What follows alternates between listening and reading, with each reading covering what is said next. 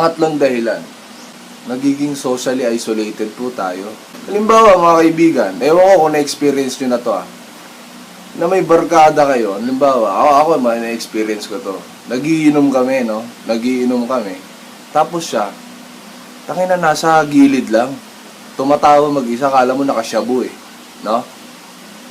Puta paglapit ko, tol, ba't ka tumatawa? Puta 3 star daw, 3 star. No? 3 star, anong 3 star, 3 star? Adik ka ba? No? Minsan, pag nagiinom mo kami, lahat sila nagkikwentuhan, ako nagsisiyo sila, no? Kasi parang nakaka-enjoy ng dugo So yun yung nagiging epekto. Nagiinuman kayo, sila ang ginagawa. Yung mga nagsisiyo sila, nasa gilid, nagsisiyo sila. Parang mga ulol doon, nagsisiyo silang doon, no? Pero dahil trip nyo yan, no? Wala akong pakialam dyan, no? Magsiyo kayo, bahala kayo sa buhay nyo. Ito